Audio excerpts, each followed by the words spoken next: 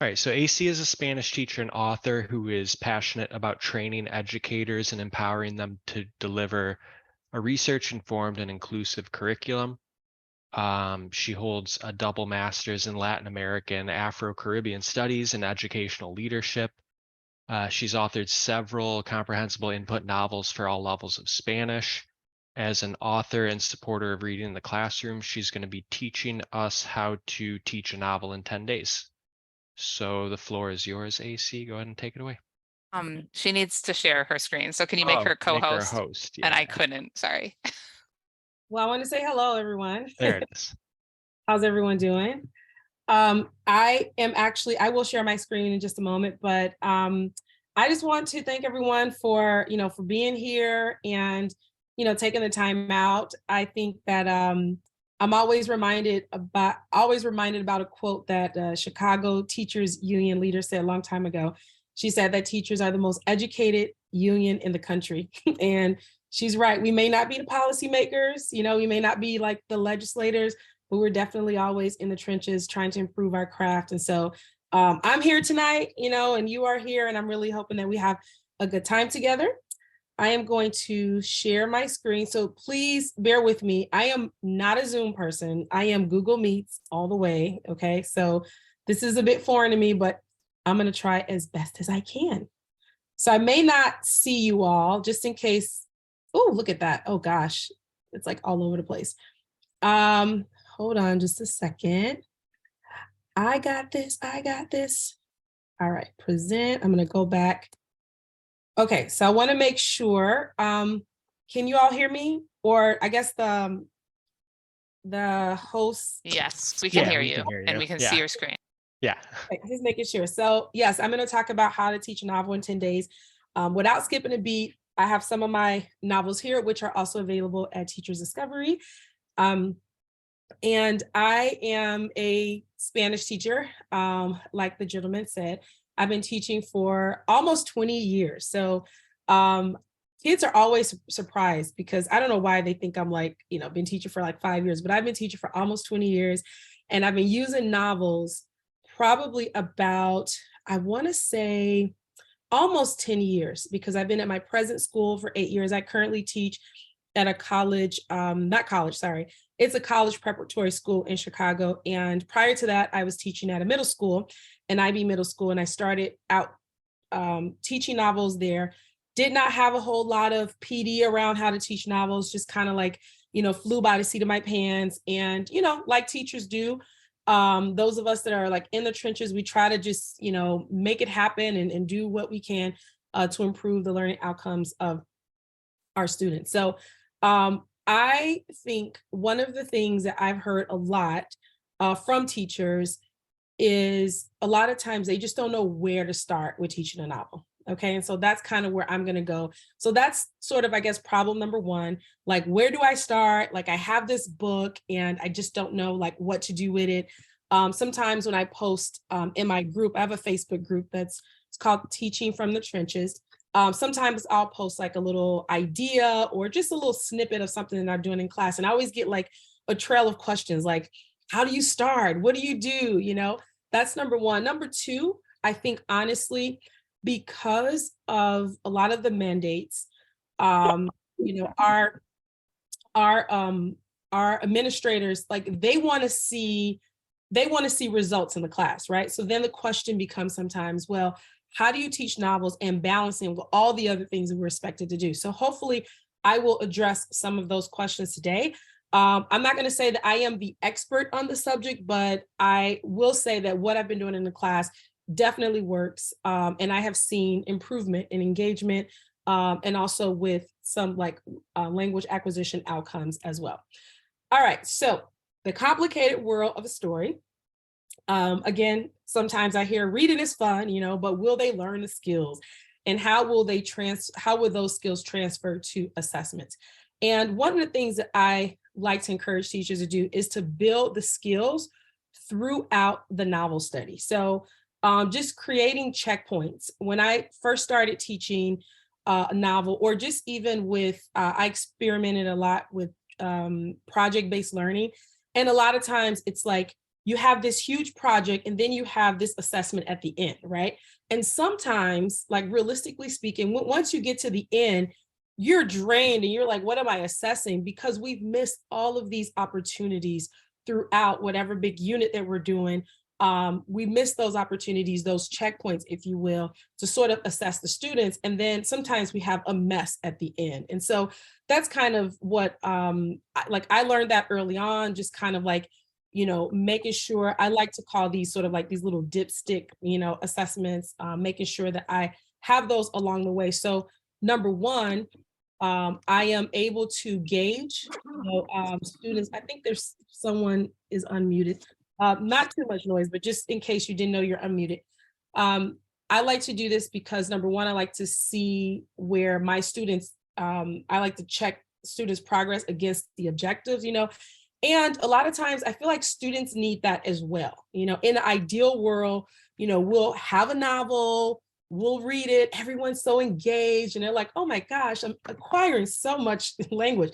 That's the ideal world. But in the classroom, sometimes it doesn't happen like that. All right, so taking students from A to Z in 10 days. So first of all, one of the things that I really love to do, and I think this is sort of a staple in in the CI community as well, when we're teaching a novel, the first thing we do is kind of engage students with picture talk or just like talking about what they see, right? So here's just an example. I have a few of my novels here. So I would, show them the novel. I would introduce the novel, try to identify previously learned structures. So I haven't done this novel yet in my class. I'm actually working on the novel that I'm doing now. I wish I had it with me. It's not one of my novels. It is Filomena está aburrida. And I think it's also available through Teachers Discovery. I'm not 100% sure. I'll put the title in the chat a little later. But one of the things that I like to do is, number one, identify previously learned structure. So whatever we've done, whatever that vocabulary is, I'm going to apply that to the new learning that we're doing. So I normally, students are very familiar with we call the super 7 verbs. So verbs such as very high frequency verbs such as es, I, tiene. I like to use those verbs and any other verbs that you've used to just kind of talk about what's going on. I like to recycle a lot of words. And I think that number one, it helps students to connect what they've learned previously to the new learning, right? So then you see sort of that flow of transfer skills. It feels very familiar to students, and it is definitely a confidence booster. So I've always I use this sort of as a gateway to the next activity that we're going to do or the new learning. Something else that I have here on the slides that I like to do as well. I can do this before, or I can kind of do this after, or I can do this sort of during the introduction, depending on how much input they've had, how much they've learned so far. I can have students do a quick write, so I can show the cover of the book. I can talk about it and later just have them write down a few words.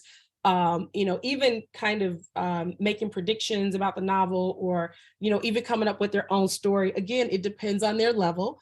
For my level 1 students, when we do, this is one of the novels that I do for level 1, they will definitely be able to say and kind of use their imagination and language skills to talk about what they see on the cover. So that's one thing that I like to do sort of as a pre-assessment / introduction.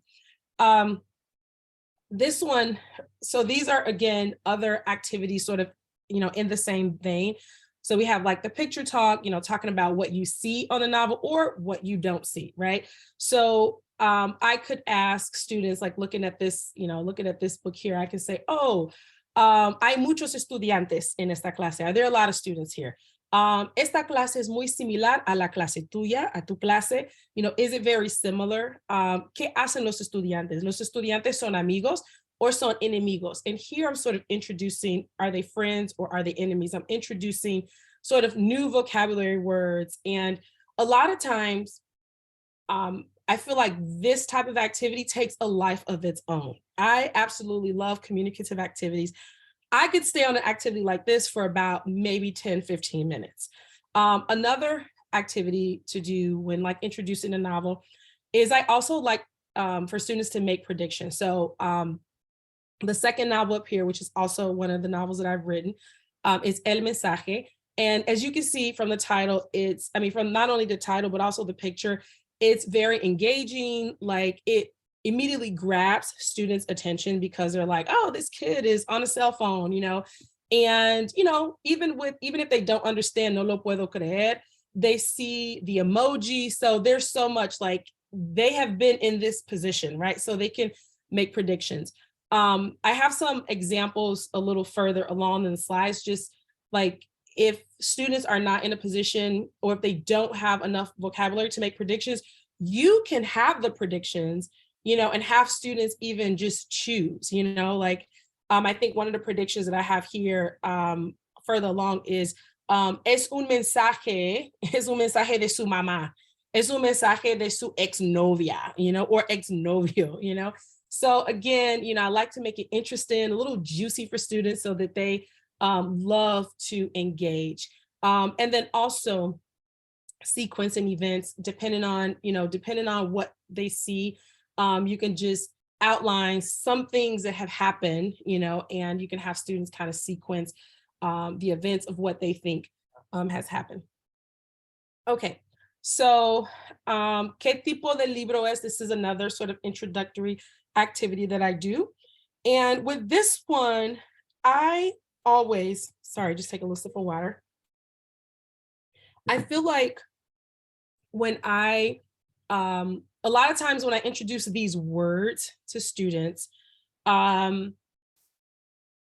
are very, number one, a lot of these words are cognates, right?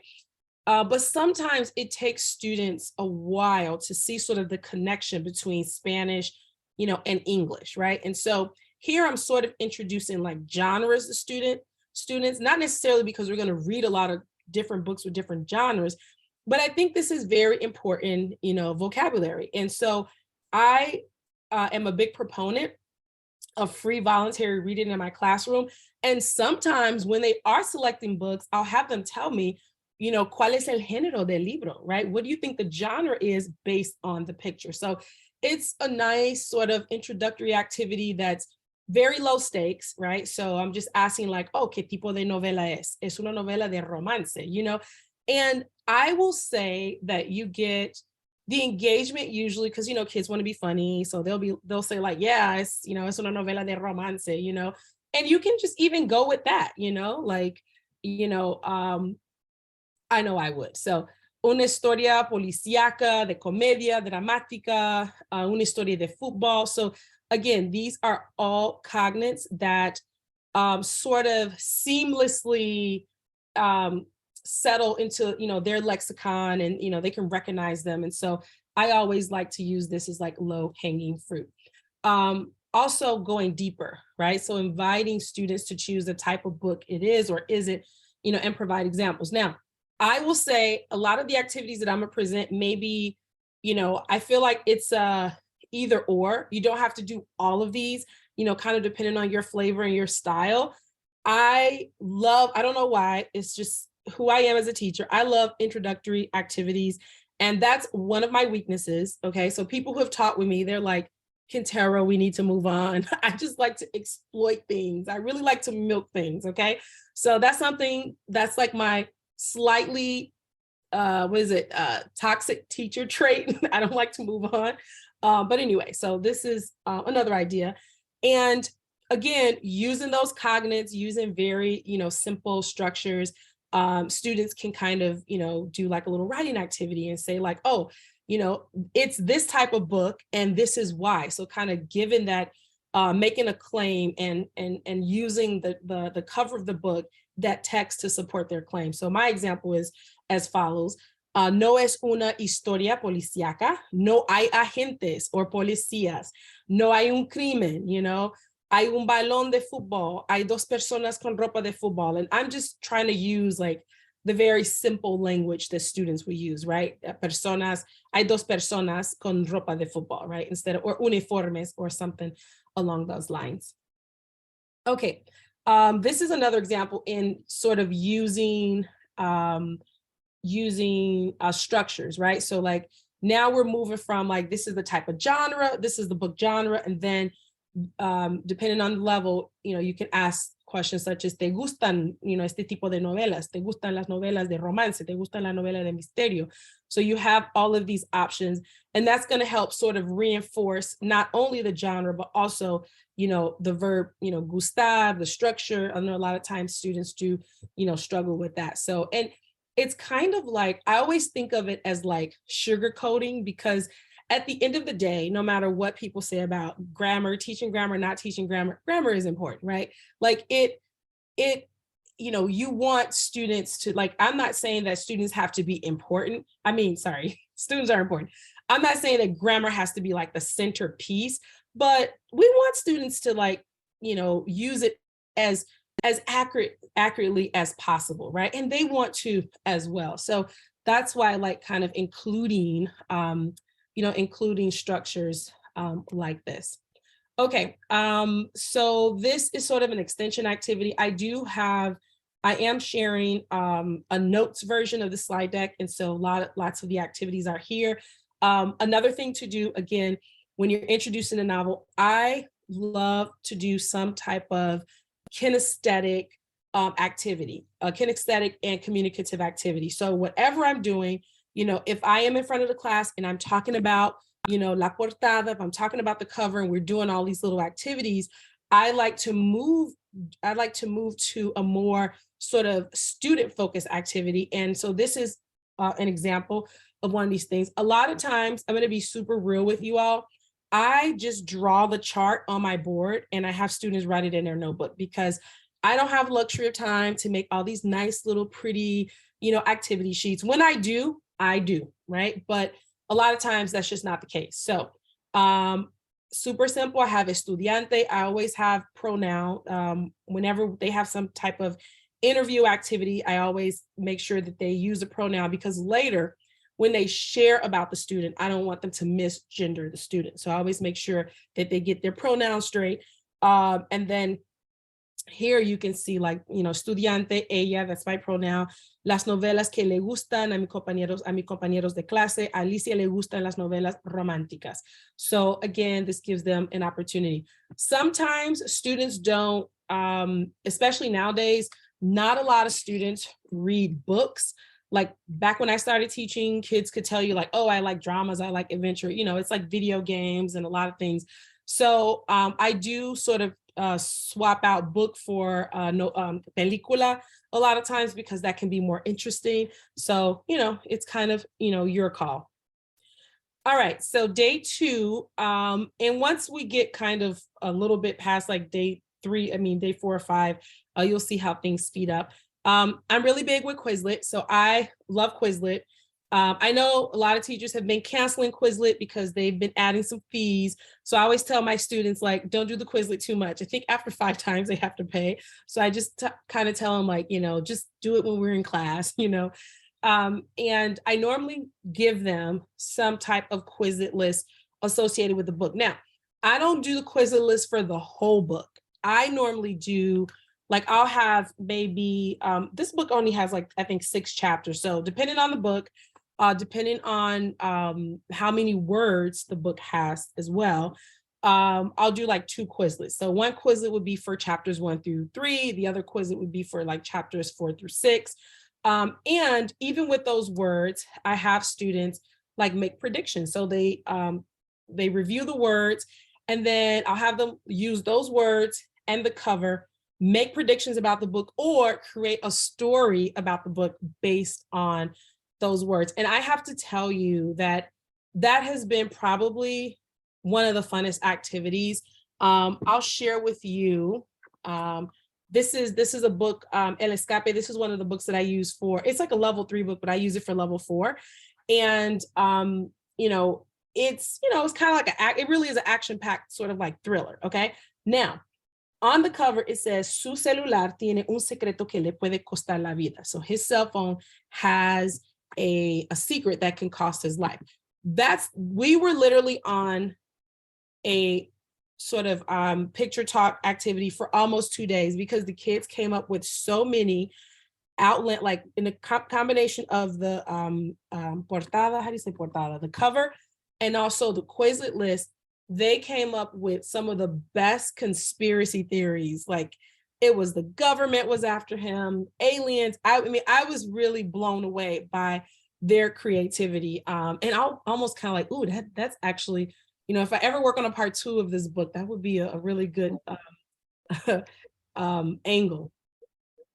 Okay, so this is going back to, I think, oh, this is sort of giving students options for the cover. So again, depending on your level. So I have here, you know, Adán tiene un celular inteligente, está en el hospital, está en la escuela, está contento, no está contento, está preocupado.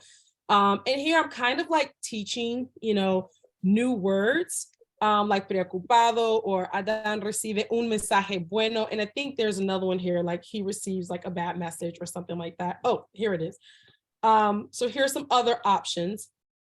And I always like to have, you know, like to have options that are gonna generate some conversation, okay? So like, if you look at E, it says, Adán recibe un mensaje de texto de un amigo. Su amigo tiene información bomba, right? And then we can just even explore, like, what do you think the text message says? Like, why would he react like this? You know, and have little activities where they're like writing text messages. And of course, I always make sure, you know, I always tell them to keep it appropriate because I've had times where kids want to share their deep, dark secrets. And I'm like, no, this isn't the time for that, okay? You will get canceled in class and I don't want that to happen. Okay, so day 3. Oh, Aaron, how am I doing on time? I don't have a... You have plenty of time. Oh, okay, so I can kind of slow down a little bit. Yeah. Oh, yeah. Okay, so for day 3, I call this We're All in This Together. And one of the things that, here, I'll just go through, you know, some of the activities. So like reading the first paragraph or 2 of the book to students. And I don't necessarily give students the book first, right? So I like to do little pre-listening activities. So I'll just take like a few words. I'll take a few words from the book, or, you know, even just kind of like write down maybe like 5 statements. It can be true or false or whatever. And I'll read the book, or if you have the book on audio, a lot of books come on audio. I know I have this book on audio. Then you can like play the audio, like save your voice, okay? And then I really love reading together to check for understanding. So having them do an activity like individually, and then having them come together, that's that class community piece, and really helping students just, you know, to come together to read, to check for understanding. The other thing that you'll see here is caveman Spanish. So this is also super fun, where students discuss the story with 3 people in the class.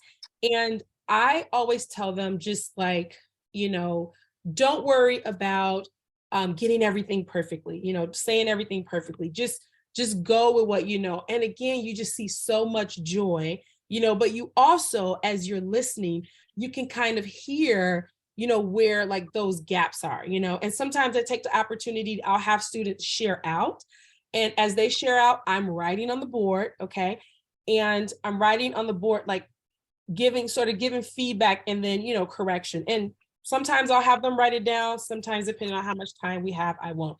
Oh, I have that there, reconstruct the story on the board. So that way, you know, after they've had their fun, they've read the story, they've probably been introduced to some new, you know, vocabulary. Then after that, I am, you know, reconstructing on the board. Okay, so next we have read a chapter or 2 a day, some pre and post activities. Let's see, hold on 1 second. Okay, so for this activity, so I like to read the book in 2 ways, okay? If I always like to read the first chapter with students. Okay, so the first chapter, I think we've already done. I read that with students. Then I like to have them read the second chapter together. Okay, so some students, they're gonna some students like to work individually and they'll want to read it on their own. But most kids, especially if this is like their first experience, they kind of welcome like, reading the book together and even understanding together. And I remember one time when I did novel in class, I had them read together, take turns, and then sort of they took turns explaining in English, kind of checking for understanding and filling in gaps, and that's gonna strengthen not only that sort of student bond, but it's also going to strengthen comprehension. Some other activities to do, like work in a language. Again, depending on the book, I feel like any book you read, these activities can apply.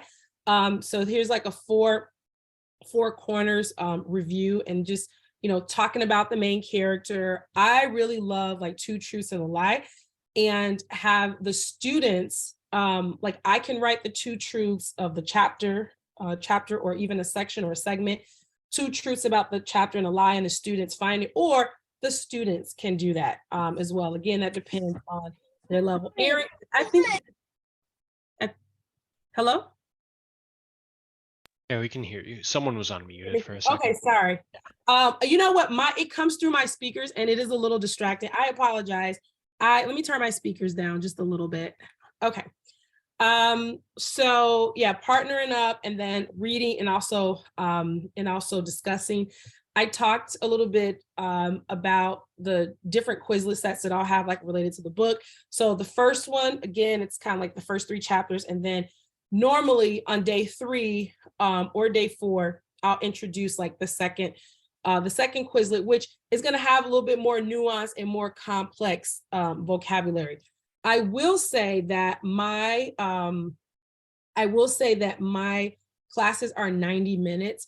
So I can get through like all of this. Like when I say day 1, day 2, day 3, I can get through this pretty comfortably, like in a day.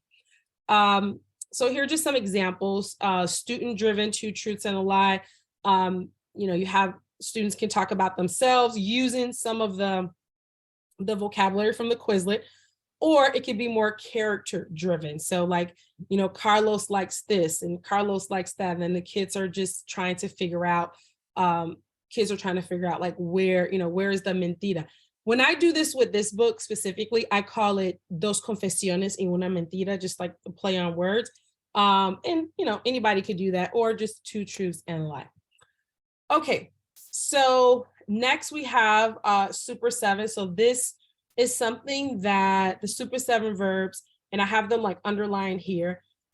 From the beginning of the year, I always emphasize these verbs because any type of story that I'm doing, anything that I'm doing in class, I always try to incorporate it, because honestly, these are very frequent verbs in Spanish, and I feel like I can kind of get through a class with relying on these verbs. So I definitely have students use these to like recall details from the story, because a lot of times if you have students do like a summary, depending on their level, they don't know where to begin. So for my kids, I'm always like, okay, you already have that scaffold, so use it. The Super 7 verbs, so write using those verbs and tell me about the story. So I have here that writing is always preceded by a discussion. I'm sorry. So we'll write, and then afterwards we will begin with the discussion. All right. So for day 5 and 6, sort of a Super 7 expansion. We do a lot of speaking, and we do a lot of writing in my class.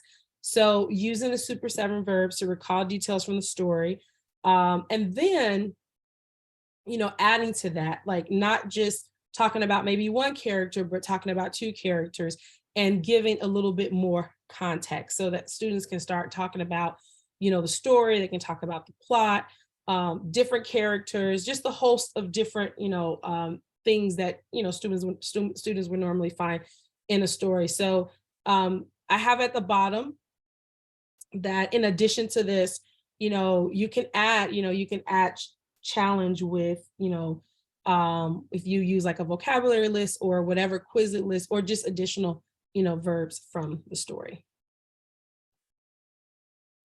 Okay, so day 7, we have sort of a short quiz and assessment. And again, these are some examples. You don't have to do all of these, but these are just some examples. So I always like to make sure my grade book is updated. We have a new administration in our building, and we have to have 1 grade per class every week. And the way that we teach, especially with like language, sometimes it's like impossible, right? So I normally have to grade perhaps some, exit slips. We always have to have some type of evidence. And I get it. I really do. I know it's not like ideal, because when you think about, acquiring a language or learning a language, there is a considerable amount of input before students can produce, right? But this novel, or most of my novels, I start second semester. So they've already had a good amount, so I'm safe with actually giving them some type of assessment, or, making them accountable. So here are just some examples. True and false with evidence for both. So like setting up true or false, and then having a section where after the true and false, always kind of have like a little evidence section, and here students can, direct quote from the book. So this is something that they would do like in their English class. And that kind of tells you gives you a snapshot of their comprehension. Describe your favorite character. And then that could be, 5 things about your favorite character. Listen to 5 descriptions and choose the character being discussed. A lot of times you can find teacher material, teacher manuals, or if there's no teacher's manual, which for most novels, there is some type of, student manual or whatever. You can just, write out some characters. You can write your own sort of character traits, read them to students, and then have them choose. If you have to do that, like if you get like a new novel for which resources are not made, I would just recommend you record yourself, because I remember when I did not have a teacher's manual, and every class reading the same thing over and over again. And I'm like, you know what? I record myself with my little voice note, and then I just play it each class to save my voice. Which character would most likely do something, and then provide evidence for the book. I really like these kind of brainy activities where, you think of something that a character would do. And then the students have to think or you think of an activity, and the students have to choose which character will most likely do that based on what they've read. And they can use evidence from the text as well. Sequencing the stories, the events from the story, choosing a theme and writing 5 sentences, about this theme, and also provide a vocabulary list, vocabulary words, and students sort of write a sentence of how the word is related to the story. And that's more of like an exit slip type thing. I think that definitely makes them think, and it makes them pay attention when they know that they have to do something, an activity such as that at the end. All right, so this is day 8. And even though I'm using comprehensible novels, I always try to find some type of authentic resource that relates to the book. Okay, so the book that I'm talking to you guys about now is my first book, which is La Clase de Confesiones. It takes place mostly in a classroom. It's about, kid who has a classroom crush, and his teacher decides to help him out. And spoiler alert, this was like literally my story, and my teacher, who was always she's also very nosy in everyone's business, playing matchmaker, but it does take place in a school. So what I try to do is I would invite authentic resources about schools. So we talk about schools in, Latin America. This was one video that I used, and I included this also in the notes. This was shared with me by one of my friends. His name is Diego Ojeda, and it's about students in a rural town in Colombia, and how they have to use a zip line to get to school. So this opens up a whole conversation about, just, comparing schools and experiences, and even just talking about the luxury of school, and I try to connect it as much as I can, to, the vocabulary list. And it doesn't have to be this dramatic. I have another resource where we talk about schools in Buenos Aires, and, like just thought of like wearing uniforms. I know we've talked about schools in Honduras. And so, doesn't matter, doesn't necessarily, whatever connects to your unit, whatever connects to the experience. I just try to always bring in some type of, authentic resource that connects students, to the target culture. Day 9. So this is kind of me like wrapping things up. I love conversation circles since I learned about it. I am not the creator of this, but I use it a lot. Like I said earlier, my class is very conversational. And one of the things that I love to do, so I used to be an IB teacher. And when I taught an IB, one of the tasks that students had to do was they had these sort of level questions. And I still use the same format. So it was like the nomenclature probably has changed.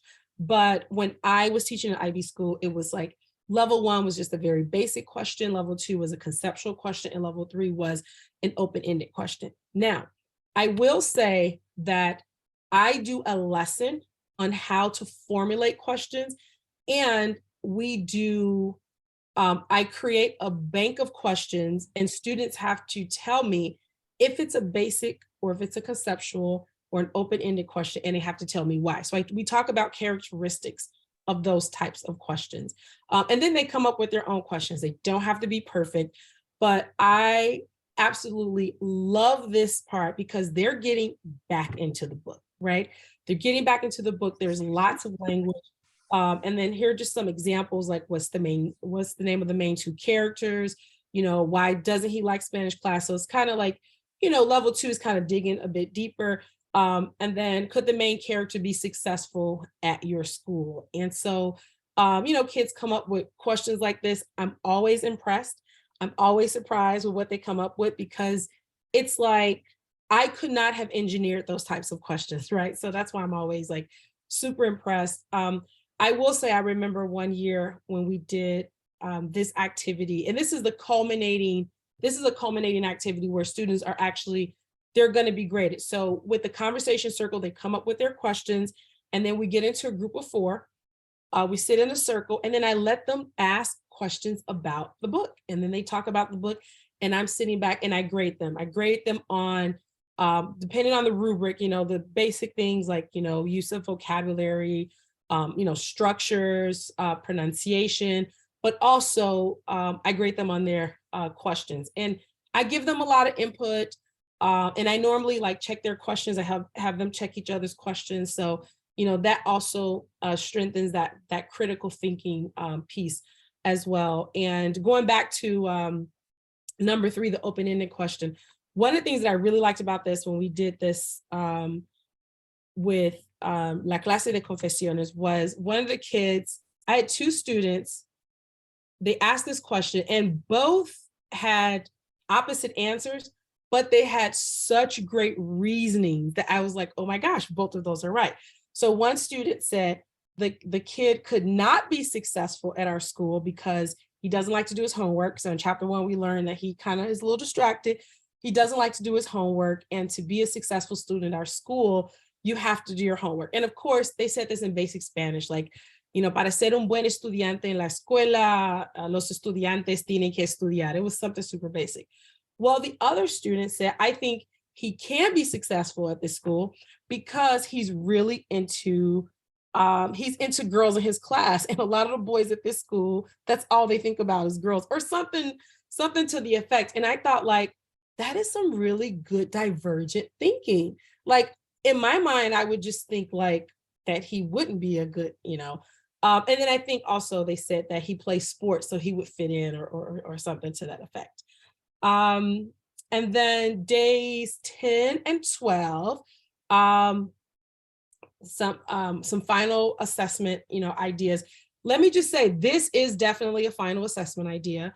I will have them do they could do like a book report, talking about talking about the characters of the book or just talking about the book in general, I also like to include, like, I love for them to include themes, like choose a theme and then talk about how that theme is related to the book. And again, very, very simple Spanish. They can use text quotes. And then the last one here, some of these are similar to the ones that I mentioned for like for sort of like the midpoint assessment. The only difference is probably just like length, like, so with the descriptions, I think earlier I said listen to 5 descriptions. Here you'll listen to 10 descriptions.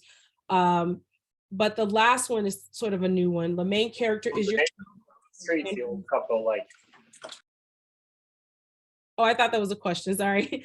The main character is your friend, and he's transferring to your school. Write an email to your teachers or friends telling them about him. You can only provide positive comments, right? So that's kind of like, the writing assignment that that I would use with the book. So that's pretty much it.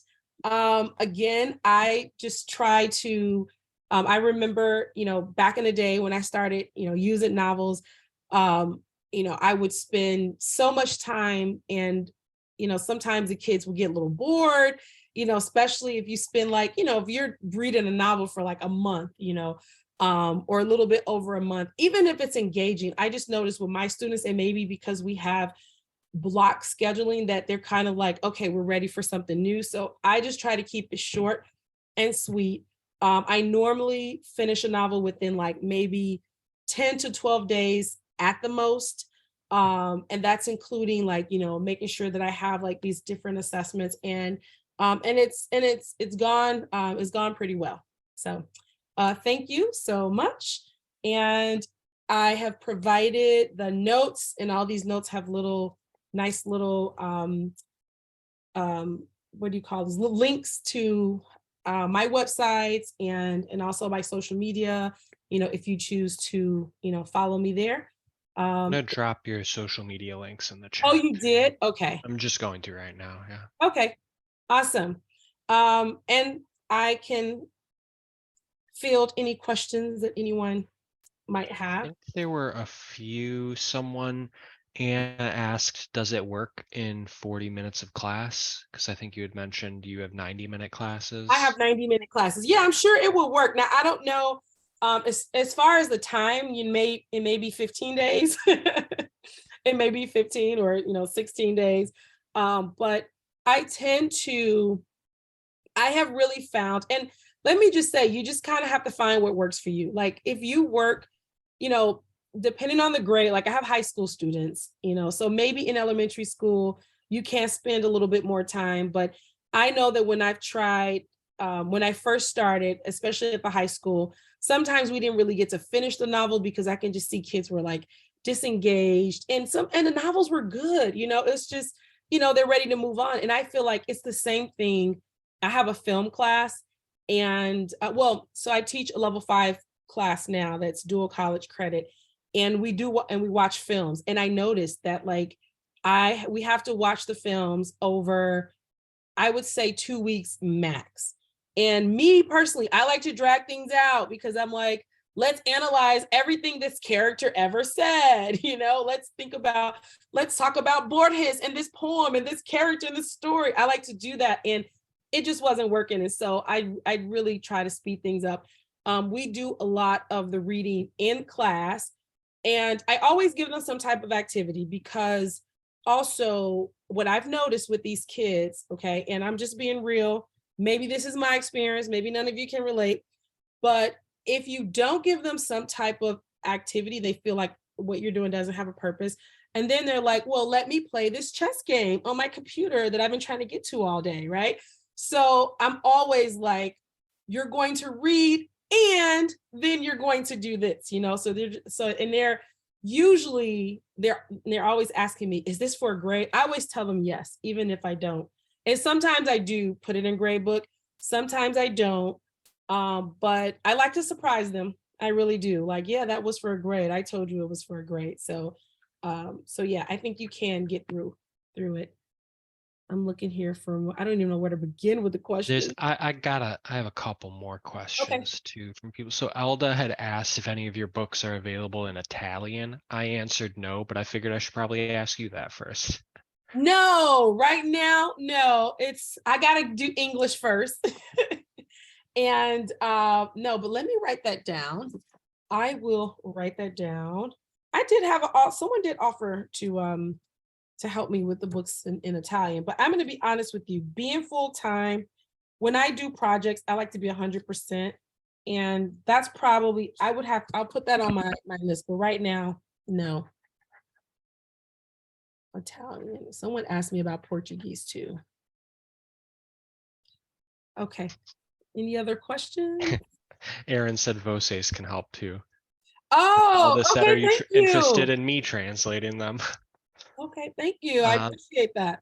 There was one other question earlier from Leela that asked if you can do the Quizlet, or if you can only do the Quizlet prep if you're reading a specific reader with the whole class.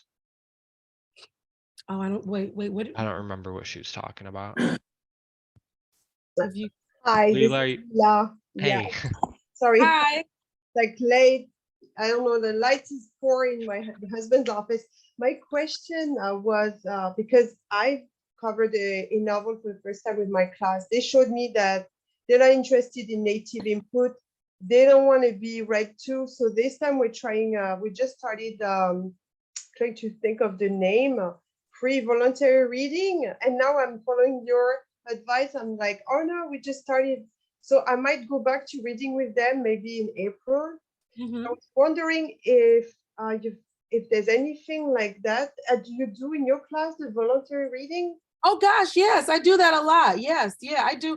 I do both novels and free voluntary reading. And are you able to apply some of these techniques?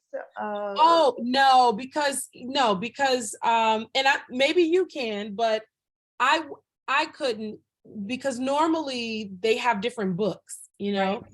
So what you could do is, and I don't even know if this will be worth it, but if you want, you can have them create their own, Quizlet list based on the new words, and that way, because that also kind of keeps them engaged, and they love to use the computer and they love to do things. And so that would be, they can create their own Quizlet list.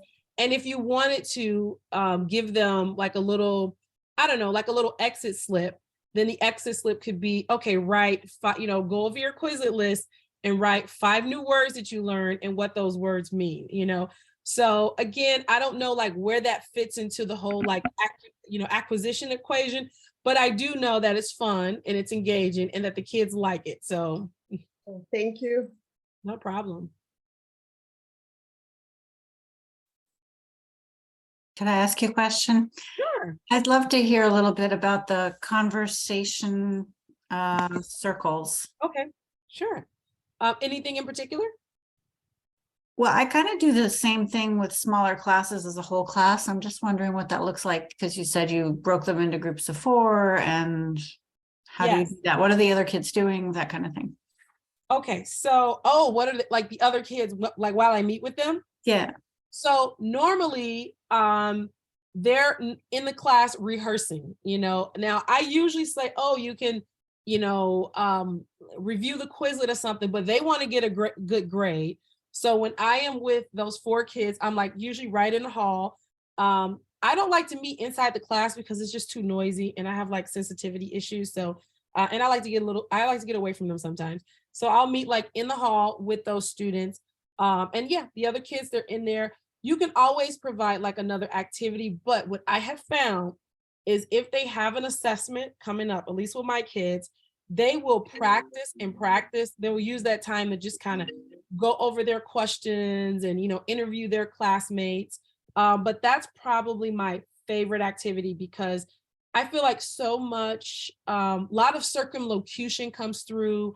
A lot of times the students, they just pick up so many words. Like I remember this happened a couple of years ago.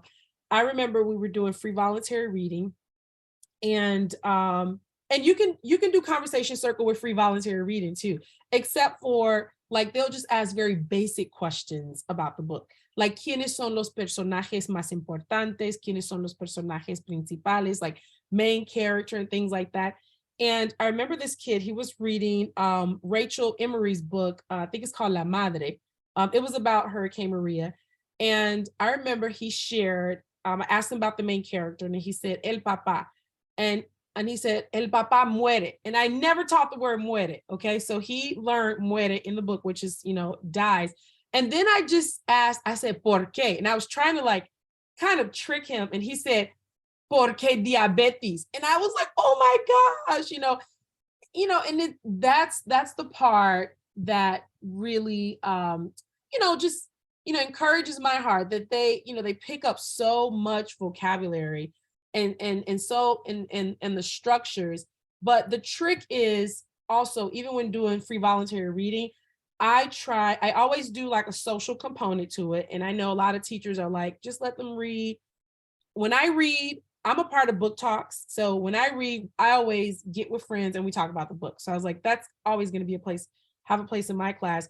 The kids get really excited. They get really excited to read and to talk about it. But I also try to make sure we don't do it more than 20 minutes, because then, they get a little restless, this generation, especially after COVID. It's like, oh my gosh, getting them to put their cell phones away. And now I have to have them put the computers away because they're just so addicted to like activity, So yeah, I would just watch the time.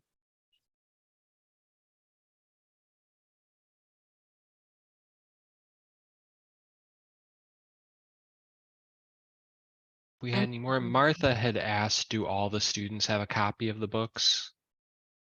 So I have a really robust library. So for my FVR, yes. For the novels that I get, yeah, most of the times they do. I get a discount on my own novels. So like I make sure that I have like at least like 34 copies. They do not take them home.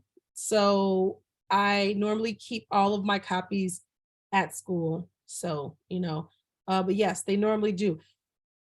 So I will say with FVR, sometimes I've noticed that because I allow the students to read together, they may have one book and they may share it, So I think that's fine. Now it's fine because, last year with this distancing and everything, that was very challenging, but now they're just all up in each other's faces, right? Maybe they should be distancing again. Well, Oh, go ahead, Erin. oh, sorry. No, go I ahead. didn't want to interrupt any more questions, but I did want to say thank you so much that, just hearing all of your ideas for teaching a novel. And I mean, I feel like you make it, like you give a vision of it being possible to do it together and to keep them engaged. And I could definitely see this also being kind of a community builder for the class, because they're all, learning about the same story and talking about it. And it's just like that whole thing. So, and yeah, it was really good to see you present again. It's been a while. So thank you so much for coming and presenting for us.